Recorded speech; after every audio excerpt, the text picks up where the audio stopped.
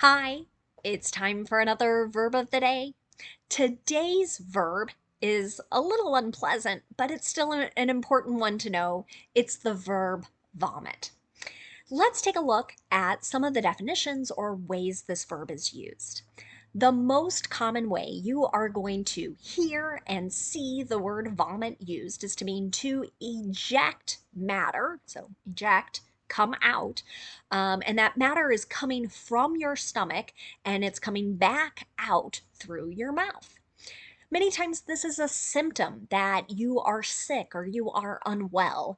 And this is kind of one of the ways our bodies sometimes work through an illness or issue. Sometimes, even a particular type of treatment can cause this action.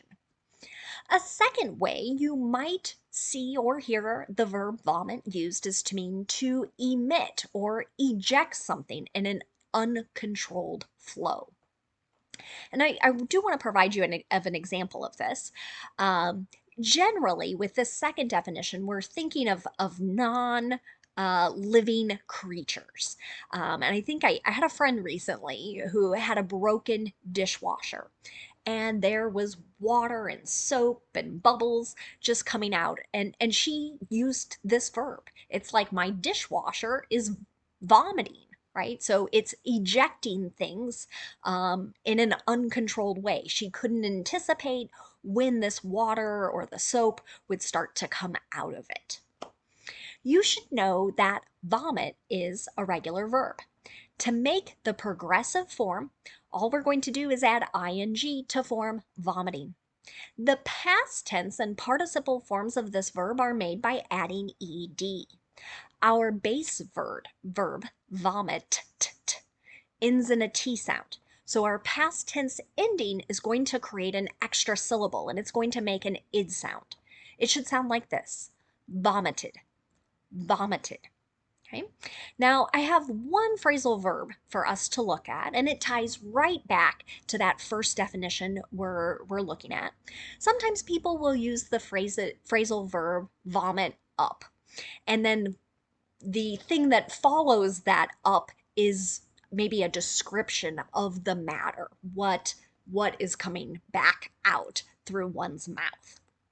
And I will note it's sometimes a little redundant to include this up, but you may hear this phrasal verb used if you're talking to a nurse or a doctor. You might hear it as you're taking care of sick children this winter. And so I just want you to make sure you understand it. So, an example of this phrasal verb in a sentence: did he vomit up the medicine you gave him? Sometimes that is a risk as we're trying to treat someone who is sick. We might try and give them medicine, but their stomach is sort of unsettled, and so they might vomit up, again, eject this matter. They might vomit the medicine. So you could say in this same sentence, did he vomit the medicine you gave him? It would have the same meaning. I think that the extra up here just sort of emphasizes that it came out and up. So now let's look at some other verb tenses and we'll practice using our verb of the day. Today we're going to take a look at the simple past tense and the simple future using will. We'll start with the simple past tense. We use this verb tense to talk about an action that was completed at some known time in the past. Sometimes in our sentences, we'll include time signals. So things like last week or maybe on a particular date. Okay? All of those would indicate a known time. But not every simple past tense sentence is going to have a time signal. The known time might be implied as part of a conversation or as part of a longer story or passage. If you want to make an affirmative or positive sentence in the simple past tense, you're going to use that ed form of the verb. This is true no matter what your subject is. Let's take a look at an example. Before performing in front of the big crowd, she vomited backstage.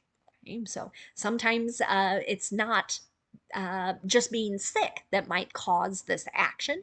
It could be a nervousness, and it sounds like this person maybe was nervous before performing.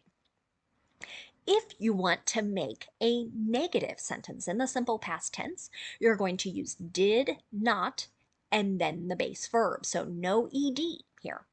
An example, they didn't vomit when they had the flu. And again, we might be explaining what one group of people's symptoms were as they had the flu. But for some people, yes, they will eject things as a result of a flu. If you want to ask a yes or no question, you're going to start with did, then have your subject, then the base verb. So again, no ed in our yes or no question. Did he vomit after eating the spoiled food? Right? So maybe someone ate something, it wasn't in a good condition, and that could make one sick. Now let's take a look at using the simple future with will. We use will to talk about future predictions, so things we think will happen. We'll also use it to make offers and promises as well, and I think you'll see that in some of our examples here. So to make a sentence in the affirmative, we're going to have the subject, then will, then the base verb. This is our structure no matter what the subject is. Here's another example. I will vomit if I try to eat that. So whatever it is, I just know that's going to make me physically sick. Now, if you want to make a negative simple future sentence, you'll use will, not, and then the base verb. You might hear some people use the contraction form won't. So that's will and not combined into a single word. Here's an example of maybe a promise someone is making. The dog won't vomit in the car, right? I promise it's safe for us to take the dog with us on this particular car trip. Finally, if you want to ask a yes or no question in the simple future, start with will, then we'll have our subject, then the base verb. Here's another.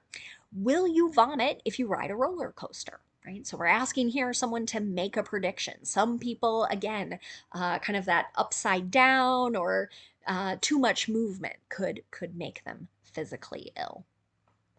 Now, let's spend just a moment looking at a word that is related to our verb vomit. And this word has the exact same spelling and the exact same pronunciation, it's just the noun form. So when vomit is used as a noun, we are referring to the matter that came from the stomach and out through the mouth. An example of this might be, we need to clean up the vomit in the back seat. So I think this is a sentence many parents have said or thought as they've had maybe a baby or a toddler get sick while in the car. Sometimes that motion can also make people have that particular reaction. Again, I know today's verb is a little unpleasant to think about, and I'll point out you might hear other verbs used to explain the same idea. Some people say throw up. That is another example describing the exact same action. I really hope you don't need to use this verb anytime soon. And I also hope that you have a great day. Thanks for watching.